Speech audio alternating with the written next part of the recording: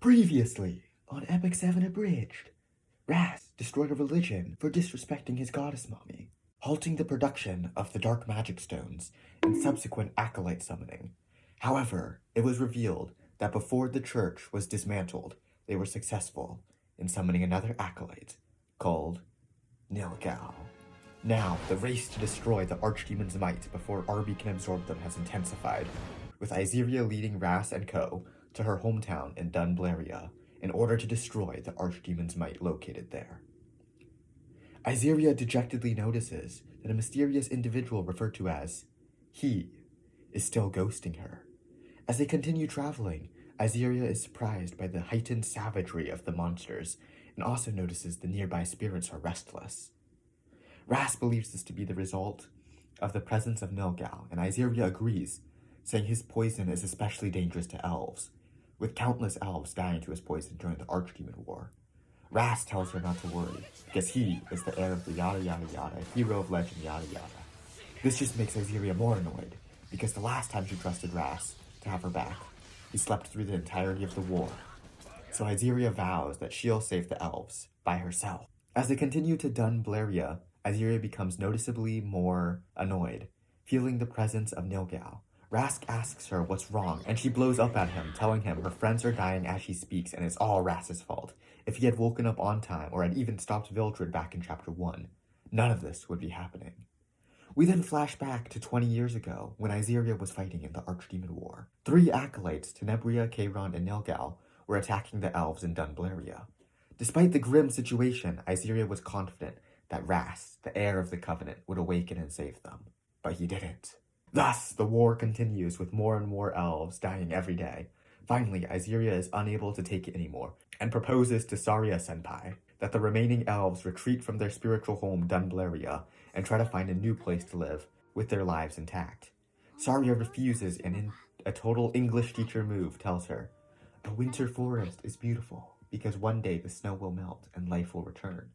So similarly, the elves must hold out hope and continue to fight for a better tomorrow. Iseria, however, has become emo. Not quite Briseria level, but more so than normal, telling Saria that hope is a false construct created by weaklings to help endure suffering, and declares that she will take as many elves who are willing and retreat. And that was the last time Iseria was in Dunblaria. Because, despite Iseria's teenage angst that resistance is futile and hope is an illusion, due to the leadership of Diane and many people dedicating their hearts to the cause, the Archdemon was defeated and sealed. So, ashamed that she ran away while others were dying to the future Archdemon, Iseria never returned. Iseria also states that this is when the mysterious he, who had been like a guardian for her growing up, started ghosting her. But more than anything, Iseria blames the suffering of the world on Ras, the protector of Orbis, who not only didn't lift a finger to help, but upon awakening, was completely calm about the situation, to the point of apathy. Oh yeah, and Iseria said all of this to Ras's face. She adds on that even when Diane was murdered, he didn't seem to care. Archie comes to Ras's defense, saying that as the heir of the Covenant, he can never show weakness, for that would be a blow to the populace's morale.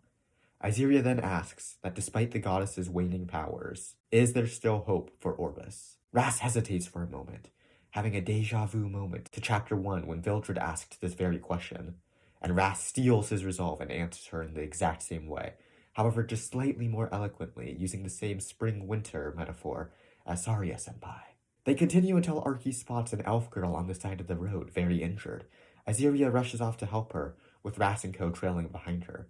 The elf girl introduces herself as Elf Girl, and tells them that she was able to escape, but Dunblaria is under attack. Iseria tells the elf not to worry, because she and Ras will protect Dunblaria. This causes her to relate to what Ras was saying just a moment ago, putting aside her own worries and fears in favor of a smile and confidence, in order to help others. The party rushes off and makes it to Dunblaria, where Iseria and Saria-senpai finally reunite. However, the reunion is cut short by the appearance of Nilgal. Saria tells Ras that the World Tree Sanctum containing the Archdemon's might is still safe, and the mysterious individual referred to as he is finally revealed when Saria asks Iseria if she can summon Zeon, meaning that Iseria is Ruel's successor, heir of the 7th world. Unfortunately, he's still ghosting. Also unfortunately, Nilgal returns and starts blowing stuff up, on account of his underlings planting dark magic stones all over the city that he can detonate, similarly to S10A back in Chapter 2. Nilgal demands that they hand over the Archdemon's might, or he will destroy Dunblaria. Saria Senpai refuses, so Nilgal detonates the dark magic stones. But nothing happened. For you see, Saria, using her wind elf magic, has blocked Nilgal's activation spell. Nilgal's forces then attack, trying to kill Saria, and Iseria is forced to once again choose to fight or choose to run. Also noticing that Saria won't be able to hold Nilgal back for long. Iseria has been plagued with regret for the past 20 years, so learning from last time, Iseria decides that this time she'll trust in her Gundam and fight. This decision finally makes Zeon appear, willing to fight if that is Iseria's will. Iseria then pilots her Gundam and is able to defeat Nilgal and his forces. Noticing he's about to lose, Nilgal suicide bombs. Ras is able to shake off the attack, but the elves in the proximity aren't so lucky. Ras and Co. desperately move as many elves as they can to the World Tree in order to have Nilgal's poison purified from their bodies. Saria is glad that Iseria has matured and dies, just before reaching the World Tree. But before she does, she names Iseria the defender of Dunblaria's sanctum, and tells her that no matter what she chooses to do, she and the other elves will always love her. The party finally makes it to the World Tree, and Zeon says that he stayed hidden for so long because he couldn't acknowledge Iseria as his heir. Because while Ruel, even in the face of death, never backed down and fought until the bitter end to protect her friends, family, and the world, Iseria, by her own words, ran away and made excuses for herself. Iseria acknowledges what her guardian says and reflects upon her previous ideology, recognizing that her previous belief that hope was an illusion was simply an excuse to justify running away, and blaming Ras for all her problems was to justify her own decisions. Now, the new defender of the World Tree Sanctum, Iseria lowers the barrier and tells Ras that the World Tree is the dominion of the elves and spirits. So Ras, being neither, may be recognized as intruder, so be careful, I guess. She also apologizes to Ras for pinning all blame on him. Ras accepts on the condition that she will do her best to become a beacon of hope for the world. And then Ras starts talking to the tree. This is the first time the tree has met Ras, so it's all like, very interesting. The power invested in you is similar to the Archdemon's might I contain. And Ras is like, bro, what? The Archdemon is powered by death and destruction, being created by Ilrios, whereas I was created by Daichi, goddess of creation and life.